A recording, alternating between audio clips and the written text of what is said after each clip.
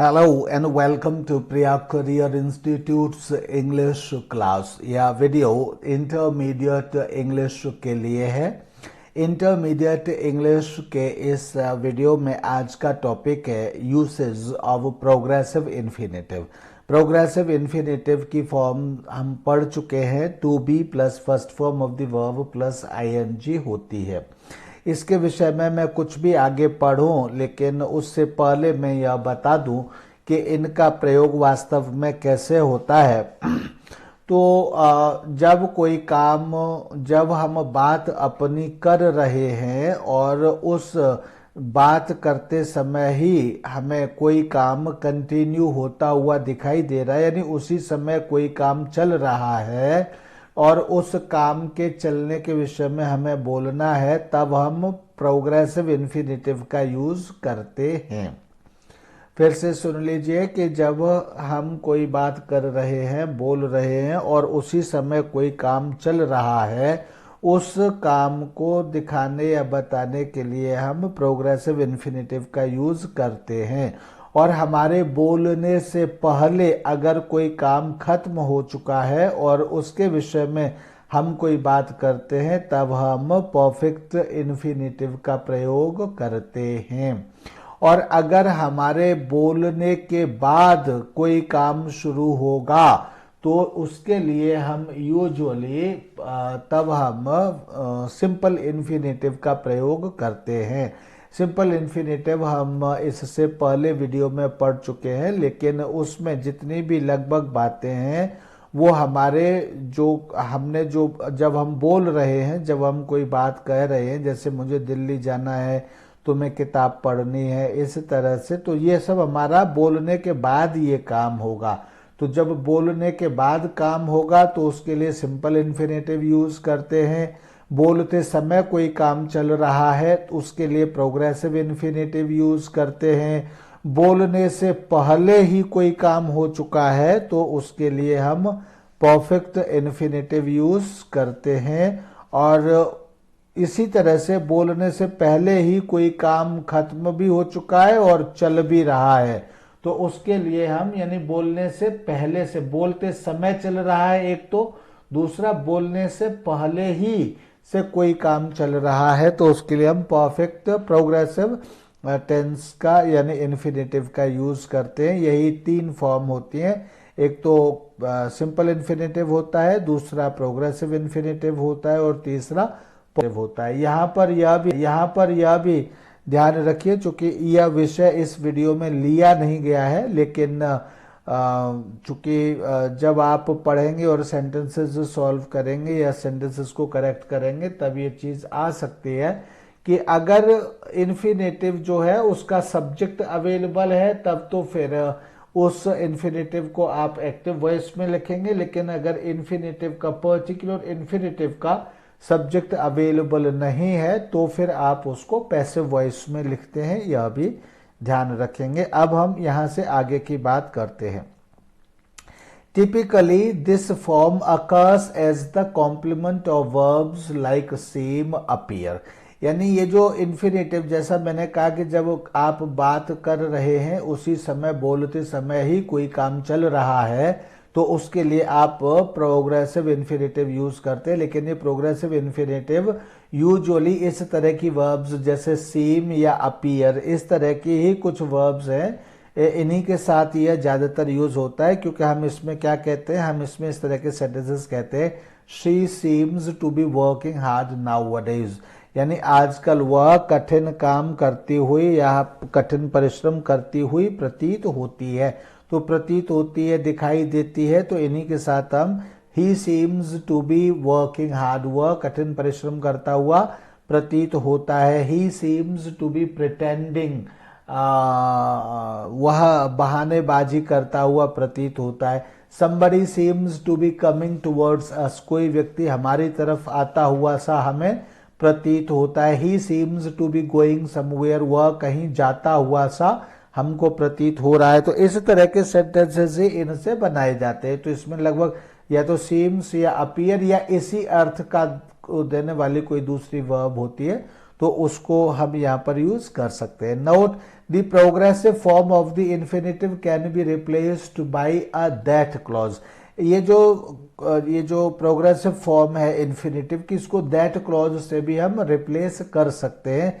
जैसे she seems की जगह हम लिख सकते हैं शी को हटाकर it seems that she is working hard nowadays, यानी शी को यहां से सीम्स से हटा दिया और दैट शी इज वर्किंग इस तरह से हमने लिख दिया। तो जितने भी ये जो दैट क्लॉज है, अब यहाँ पर ऐसे देख लीजिए कि जो भी दैट क्लॉज है, दैट क्लॉज में से अधिकांश को हम यहाँ पर इस तरह से शी सीम्स इस तरह से हम उनको प्रोग्रेसिव इन्फिनेटिव में हम यूज कर सकते हैं। थर्ड पॉइंट 3.3 परफेक्ट इन्फिनेटिव, ये हम जब हम बोल रहे हैं, बोलने से पहले ही कोई काम खत्म हो चुका है, उसके लिए परफेक्ट इन्फिनेटिव यूज करते हैं, यह मैं पहले ही बता चुका हूं। तो यहां पर देखिए first point is was oblique were plus perfect infinitive is used to express an unfulfilled plan in the past. यानी पास्ट में कोई अनफुलफिल्ड प्लान, कोई प्लान था जो कि पूरा नहीं हुआ, उसको व्यक्त करने के लिए हम was were plus perfect infinitive का हम प्रयोग करते हैं। यह इंटरमीडिएट इंग्लिश के जो स्टूडेंट्स हैं उनको हम पहले एसेंशियल इंग्लिश में इस विषय को ट्रांसलेशन में हम समझा चुके हैं, बता चुके हैं, वही यहाँ पर है।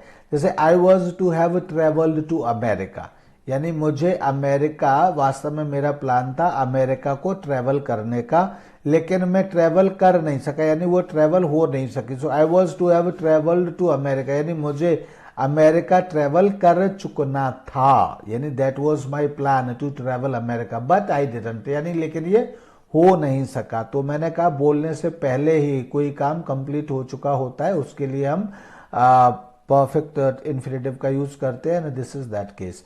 There were to have got married, तो यहाँ देयर नहीं, यहाँ दे होगा, यहाँ मेरे से गलती हुई है। तो दे वर टू हैव गॉट मैरिड मतलब उनको अभी तक शादी कर चुकना था, या दे वर टू हैव गॉट मैरिड उनको शादी कर चुकना था, लेकिन बट दे डिडंट, लेकिन उन्होंने की नहीं। तो दे वर टू हैव गॉट मैरिड यानी उनका प्लान था शादी करने का और कर चुकना था, लेकिन हुई नहीं। इसी तरह से second point is may, might, can, could, will, must, इनके साथ भी परफेक्ट इन्फिनेटिव यूज किया जाता है, और ये जो परफेक्ट इन्फिनेटिव इनके साथ मिलकर के एक्सप्रेसेस एज असम्पशन और deduction about a past action. तो पास्ट एक्शन के विषय में कोई हम गैस या कल्पना, कोई इमेजिनेशन ही हम को प्रकट करने के लिए हम will, can, could, must, may, might, can, could, will या मस्ट के साथ परफेक्ट इन्फिनेटिव का हम प्रयोग करते हैं। ये भी हम एसेंशियल इंग्लिश में ट्रांसलेशन के पार्ट में हम ये बता चुके हैं, लेकिन वह एक प्रकार दूसरा था, यहाँ पर दोबारा से और दूसरे प्रकार से समझ सकते हैं। जैसे he may have written to her, यानी उसने उसको लिख चुका हो शायद, या he might have written to her, उसने शायद उसको लिख चुका हो या उसने उसको लिख दिया होता। तो इस तरह से ये एक असम्पशन या गैस करने के लिए, दिमाग में इमेजिनेशन या कल्पना करने के लिए ऐसे सेंटेंसेस का प्रयोग कर सकते हैं। You will have heard the news, यानी हम कल्पना करते हैं या अस्यूम करते हैं दिमाग में कि शायद उसने खबर सुन ली होगी, या तुमने खबर सुन ली होगी, या you must have heard the news, या तुमने खबर सुन ली होगी, ये हम कल्पना करते हैं। तो इसको ऐसे अर्थ में एक्सप्रेस करने के लिए परफेक्ट इन्फिनेटिव का हम कैन, कुड, विल, मस्ट इनके साथ हम यूज करते हैं। Third point is should plus perfect infinitive expresses an unfulfilled obligation in the past, यानी पास्ट में कोई अनफुलफिल्ड ऑब्लिगेशन, यानी ऑब्लिगेशन का मतलब होता है कोई ऐसा आवश्यक कार्य जो होना ही था, जो जिससे कोई व्यक्ति बंधा हुआ था और वो काम किया जाना था, लेकिन वो हुआ नहीं। अनफुलफिल्ड का मतलब है कि वो हुआ नहीं, तो उसको दिखाने के लिए भी हम शुड के साथ परफेक्ट इन्फिनेटिव लगा करके हम इस तरह के सेंटेंसेस बनाते हैं। It is also used to express an assumption, deduction about a past action, और यह पास्ट के एक्शन के विषय में असम्पशन या डिडक्शन मतलब दोनों का ही अर्थ होता है कुछ गैस करना, अनुमान लगाना के लिए भी इनका यूज किया जाता है। जैसे she should have put up a notice, यानी उसको नोटिस पुट अप कर देना चाहिए था। He should have reached home by now, उसको अभी तक घर पहुंच जाना चाहिए था। इन अर्थों में भी हम इनको यूज करते हैं शुड के साथ परफेक्ट इन्फिनेटिव को। इसी तरह से ought to plus perfect infinitive expresses an unfulfilled obligation, यानी कि कोई किसी काम से हम बंधे हुए थे, किसी वजह से हमें वह करना ही करना था काम, लेकिन वह हुआ नहीं, यानी इसमें भी चाहिए था का अर्थ होता है। He ought to have read the papers, यानी उसको पेपर पढ़ लेने चाहिए थे, लेकिन उसने पढ़े नहीं, इसका अर्थ ये हुआ। इसी तरह से नीडंट प्लस परफेक्ट इन्फिनेटिव, यानी कि ये जो किया गया काम था वह गलत था, ये दिखाने के लिए means needn't plus perfect infinitive expresses an unnecessary और undesirable action performed in the past, यानी पास्ट में कोई काम किया गया था और वो किया गया काम अननेसेसरी था, यह बताने के लिए needn't plus perfect infinitive. Perfect infinitive मतलब to have plus third form of the verb, लेकिन जब नीडेंट होता है तो उसके साथ सिर्फ बेयर इन्फिनेटिव आता है, यह भी ध्यान रखेंगे। तो यहाँ पर ही needn't have scolded him so harshly, यानी उसको इतना तेजी से, इतना क्रूरता से या कठोरता से उसको डांटना नहीं था, इसका मतलब यह हुआ, यानी उसने उसको डांटा तो यह गलत किया। Sixth point is could might would should plus perfect infinitive is used to form perfect conditional, यानी could might would should plus इसके साथ परफेक्ट इन्फिनेटिव। तो यहाँ भी जो इनके साथ हमेशा बेयर इन्फिनेटिव आता है, तो ये जो परफेक्ट इन्फिनेटिव होगा ये भी to have plus third form की जगह केवल हैव प्लस थर्ड फॉर्म में आता है। सॉरी। तो परफेक्ट कंडीशनल, तो फॉर्म परफेक्ट कंडीशनल को दिखाने के लिए ये इस कंस्ट्रक्शन का यूज किया जाता है। यहाँ इसका अर्थ क्या है, if you had gone to Jodhpur, यानी अगर आप जोधपुर जाते, तो ये परफेक्ट क्या है, ये है। You would have seen the Umaid Bhawan, तो तुम उम्मेद भवन देखते, तो वुड के साथ हैव सीन क्या है, ये हैव सीन परफेक्ट इन्फिनेटिव है, बेयर इन्फिनेटिव है ये। इसके बाद है ये थर्ड पॉइंट खत्म हुआ। अब है वर्ब प्लस इन्फिनेटिव। कुछ चीजें आवश्यक है, जैसे कि वर्ब प्लस इन्फिनेटिव यानी कि ऑब्जेक्ट और कॉम्प्लीमेंट के रूप में। तो verbs that take an infinitive as an object और कॉम्प्लीमेंट आर, तो verbs that take an infinitive as an object और कॉम्प्लीमेंट, वे वर्ब्स जो किसी इन्फिनेटिव को उसके ऑब्जेक्ट या कॉम्प्लीमेंट के रूप में जो वर्ब्स इन्फिनेटिव को लेती हैं, वे वर्ब्स ये हैं। जैसे अपीयर है, क्लेम है, फेल है, प्लान है, थ्रेटन है, अटेम्प्ट है, कंसेंट है, होप है, प्रॉमिस है, विश है, केयर है, डिसाइड है, लॉन्ग है, रिफ्यूज है, वाव है, चूज है, डिक्लाइन है, मैनेज है, सीम है। ये कुछ ऐसी वर्ब्स हैं जो अपने बाद में इन्फिनेटिव को लेती है, और इनके बाद जो इन्फिनेटिव आता है वह इन्फिनेटिव कभी तो इनकी ऑब्जेक्टिव फॉर्म में होता है या फिर इनका कॉम्प्लीमेंट कहा जाता है। तो ये वर्ब्स है, इनको ध्यान रखने की आवश्यकता है। The earth appears to stand still, यानी अर्थ जो है रुकी हुई सी प्रतीत होती है, तो यहां पर क्या है, ये इसका कॉम्प्लीमेंट है। अपीयर्स के क्या है, अपीयर्स का ये कॉम्प्लीमेंट है। He hopes to win a medal, what does he hope, देखिए व्हाट के आंसर में जो आता है वह उसका डायरेक्ट ऑब्जेक्ट होता है, तो he hopes to win a medal. तो what does he hope, he hopes to win a medal, यानी व्हाट डज ही होप, यानी व्हाट के आंसर में क्या है, टू विन अ मेडल। तो टू विन अ मेडल क्या हो गया, टू विन अ मेडल इसका ऑब्जेक्ट हो गया। तो इसी तरह से he seems to know the secret, तो ही सीम्स वह प्रतीत होता है, क्या प्रतीत होता है, टू नो द सीक्रेट, यानी कि सीक्रेट जानता हुआ सा वह प्रतीत होता है। तो ये क्या है, टू नो क्या है, सीम्स और अपीयर्स, इनके बाद जो इन्फिनिट आते हैं एक्चुअली ये कॉम्प्लीमेंट होते हैं, एंड व्हाट के आंसर्स में जो आते हैं वो सब ऑब्जेक्ट होते हैं। तो he claims knowing the truth, these verbs don't take a gerund, मतलब ये वी डोंट से, हम ऐसे नहीं कहते, he claims knowing the truth हम ऐसे नहीं कहते हैं।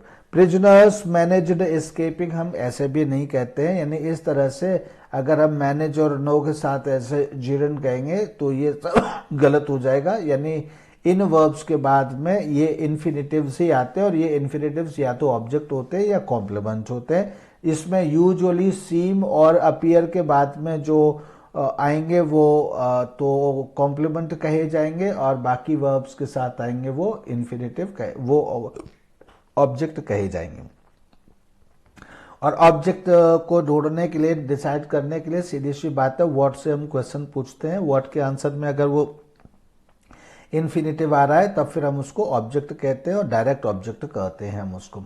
इसके बाद फिर adjective plus infinitive. Adjectives that take an infinitive are, कुछ ऐसे एडजेक्टिव्स होते हैं जो अपने बाद में इन्फिनेटिव लेते हैं, यानी जिनके बाद इन्फिनेटिव्स आते हैं।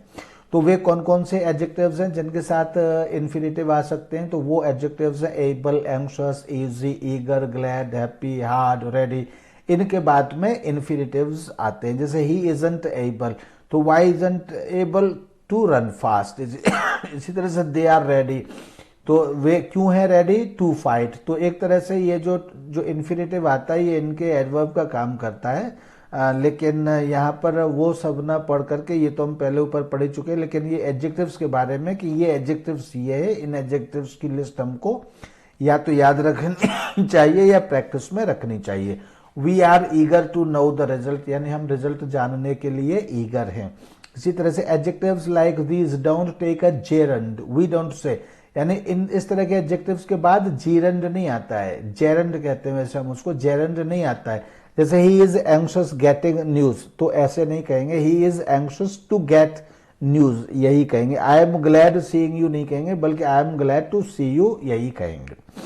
तो इस तरह से इनके साथ ये जेरंड नहीं आता है, और ये एडजेक्टिव्स है, इनके साथ हमेशा इन्फिनेटिव आता है। ये लिस्ट हमको याद रखने की आवश्यकता है।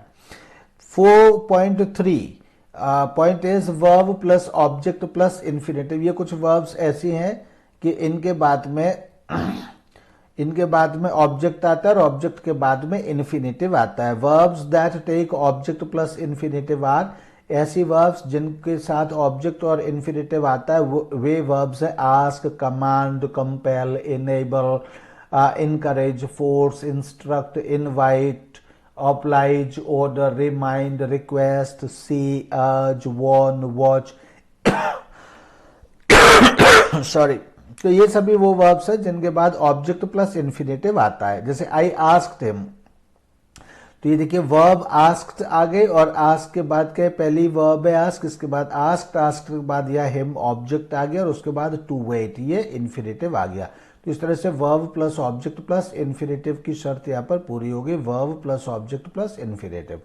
इसी तरह से ही कंपेल्ड या फोर्स्ड, ये दोनों वर्ब्स हो गए, दो में से कोई सी भी हमें यूज करनी हो यूज कर सकते हैं। फिर मी ऑब्जेक्ट हो गया इसका, और उसके बाद टू ओपन, ये इसकी इन्फिनेटिव हो गया। So he compelled me to open the door, या he forced me to open the door, इस तरह से ये भी हो गया। तो ये वर्ब्स है। इनके बाद पर्टिकुलरली क्या है कि इनके बाद यूजुअली, मतलब इनका कहने का अर्थ यह है कि वर्ब के बाद he forced to open the door, ऐसे नहीं हम इसको कहेंगे। यानी अगर इन वर्ब्स को हमें यूज करना है तो इनके बाद ये बीच में जो ऑब्जेक्ट है वो ऑब्जेक्ट हमको यूज करना ही करना चाहिए। He encouraged me to work hard, ऐसे कहेंगे। He forced me to work hard, he instructed me to reach school in time, इस तरह से हम कहेंगे। इसी तरह से देखिए यहाँ भी I made him Singh a song, ये बेयर इन्फिनेटिव है, लेकिन I made him Singh a song ये एसेंशियल इंग्लिश में पॉजिटिव वर्ब में हम पढ़ा चुके हैं। तो I made him Singh a song, ठीक है। तो यानी मेड, उसके बाद हिम ऑब्जेक्ट आया, और उसके बाद फिर इन्फिनेटिव, यानी बेयर इन्फिनेटिव है लेकिन इन्फिनेटिव है।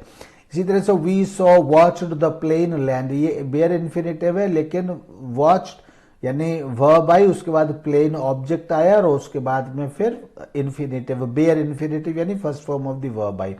तो यहाँ ऑब्जेक्ट जरूरी है, इसमें बिना ऑब्जेक्ट के हम सीधा वी वॉच्ड लैंड ऐसे नहीं हम कह सकते। Notice that in sentences like these the object can't be left out, we don't say, या ऑब्जेक्ट को नहीं हम छोड़ सकते। और इसका अर्थ हुआ कि हम ऐसे नहीं कह सकते I asked to make tea, मैंने चाय बनाने के लिए कहा, तो ऐसे नहीं हम कह सकते। हमें यही कहना चाहिए I asked him to make tea. इसी तरह से he commanded to open fire, ऐसे भी नहीं कहना चाहिए he commanded me to open fire, he commanded soldiers to open fire, इसी तरह से कहना चाहिए हमें यहां भी। इसके बाद 4.4 वर्ब प्लस इन्फिनेटिव और जेरंड। तो यहाँ पर यह हमको देखना चाहिए verbs that take an infinitive और gerund are, यानी यहाँ पर verb के साथ infinitive भी आ सकता है और इनके साथ gerund भी आ सकता है। तो ये कौन सी verbs है, हमें इनको समझना चाहिए। Advise, aim, allow, begin, cease, continue, forget, hate, intend, like, love, prefer, propose, regret, remember, require, start, stop, try, want। तो इनके साथ हम इन्फिनेटिव भी यूज कर सकते हो और जेरंड भी यूज कर सकते हैं। Note, infinitive is the more usual, इनके साथ इन्फिनेटिव मोर यूजुअल है। He intends to paint the house, he intends painting the house. B, stop plus infinitive indicates purpose, यानी स्टॉप के साथ अगर हम इन्फिनेटिव यूज करते हैं तो उससे हमें पर्पस की जानकारी होती है। दे स्टॉप टू राइटिंग, यानी ये क्या है, दे स्टॉप टू राइटिंग यानी सीज हो गया। दे स्टॉप टू राइटिंग यानी कि उन्होंने लिखना छोड़ दिया, ये इसमें जेरंड है यहाँ पर। And they stop to have a rest, तो ये स्टॉप्ड के साथ ये जो इन्फिनेटिव आ गया टू हैव अ रेस्ट यानी हॉल्ट, तो ये क्या है, ये पर्पस हो गया। Stop plus infinitive indicates purpose, तो यहाँ पर ये क्या है, यहाँ पर क्या infinitive is the more usual. इस तरह के जैसे he intends to paint the house, he intends painting the house, तो इस सेंस में he intends to paint the house, इसमें ये ज्यादा यूजुअल है और ये बहुत कम यूजुअल है, यानी ये बहुत कम यूज होता है, ये ज्यादा intends to paint the house ये ज्यादा यूज होता है। इसी तरह से बी में अगर stop plus infinitive B point में लिखते हैं तो स्टॉप प्लस इन्फिनेटिव का मतलब होता है कि इंडिकेट करता है, उद्देश्य दिखाता है यानी पर्पस को दिखाता है। तो पर्पस दिखाने के लिए हमें स्टॉप प्लस इन्फिनेटिव यूज करना चाहिए अगर हम पर्पस दिखा रहे हैं तो। अदरवाइज अगर हम जेरंड यूज करेंगे तो फिर वो उसका अर्थ दूसरा हो जाएगा। तो दे स्टॉप टू राइटिंग यानी उन्होंने लिखना ही छोड़ दिया, यानी अब वो कभी लिखेंगे नहीं, या उन्होंने उसके बाद कभी लिख दिया फिर कभी उन्होंने उसको लिखा नहीं दोबारा। इसका मतलब ये हुआ, जैसे मैं कहूँगा I stopped teaching, I stopped working as a teacher, तो यानी मैंने टीचर के रूप में काम करना। या I stopped going to a school, मैंने स्कूल जाना छोड़ दिया यानी कि उस दिन के बाद में, जब की मैं बात कर रहा हूं, जिस दिन की बात कर रहा हूं, यानी उसके बाद फिर मैं कभी स्कूल नहीं गया। तो एक तो हो गया स्टॉप टू राइटिंग का मतलब। इसी तरह से आगे मैं कहता हूं अगर they stop to have a rest, तो यहां पर टू हैव अ रेस्ट का मतलब क्या है, वे रुके तो सही लेकिन रेस्ट लेने के लिए, यानी एक छोटा सा हॉल्ट था। हॉल्ट का मतलब एक छोटा सा टेम्पोररी स्टे था, उसके बाद वो जो रेस्ट लिया और फिर चल दिए, तो यानी वो परमानेंट नहीं स्टॉप किया उन्होंने। यहां अगर हम कहते दे स्टॉप टू राइटिंग तो सीज, इस सीज का मतलब है वो परमानेंसी आ गई उसमें, वो परमानेंटली स्टॉप कर दिया उन्होंने। लेकिन हॉल्ट का मतलब परमानेंट स्टॉप नहीं है, थोड़ी देर के लिए रुके उसके बाद फिर वो आगे चल दिए, ये मतलब है इसका। Point C, an infinitive refers to an action on a particular occasion, but a gerund indicates a habitual action. तो यहां पर यह भी ध्यान देना चाहिए कि इन्फिनेटिव जो होता है वो ऑन अ पर्टिकुलर ओकेजन यानी एक बार की किसी घटना या इवेंट को दिखाता है या इंसिडेंट को दर्शाता है या दिखाता है, या किसी पर्टिकुलर मतलब किसी विशेष आयोजन या विशेष अवसर की ओर ये इशारा करता है। But gerund indicates a habitual action, लेकिन अगर उसकी जगह पर आप जेरंड यूज करते तो वो हैबिचुअल यानी आदत को दिखाता है, यानी कोई एक्शन आदत में है यह दिखाता है। जैसे he likes to play the violin, he likes to play the violin का अर्थ हो गया कि उसको कभी कभार वायलिन बजाना पसंद है, यानी कभी वह जैसे शादी में गया या स्टेज प्रोग्राम पर कभी कहीं चला गया, वहां पर उसने वायलिन बजा लिया, तो इस तरह से उसको वायलिन पसंद है। कभी खास अवसरों पर वह बजाता है और उसे पसंद है।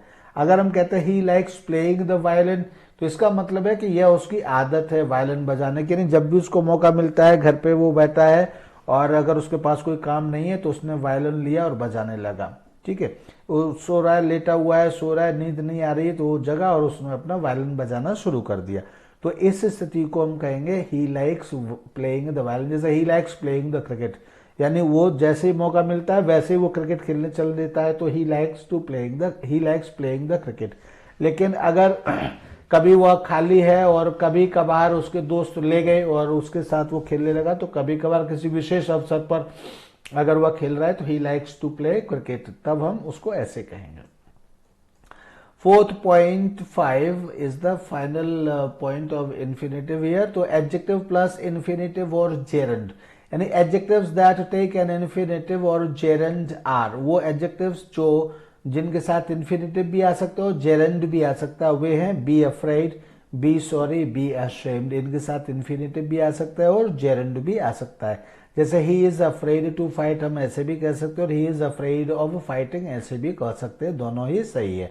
इसी तरह से I am sorry to hear the news हम ऐसे भी कह सकते हैं और I am sorry for interrupting you हम ऐसे भी कह सकते हैं, तो दोनों ही सही है। इसी तरह से I am ashamed to grant your request हम ऐसे भी कह सकते हैं और I am ashamed of telling a lie हम ऐसे भी कह सकते हैं, तो दोनों ही यहाँ पर सही है। तो that was the 4.5 adjective plus infinitive gerund, और इस तरह से इंटरमीडिएट का इन्फिनेटिव का आज का पॉइंट यहीं पर फिनिश होता है। Thank you and bye bye. Next topic में अब हम दोबारा से बात करेंगे और मिलेंगे। Thank you, bye bye.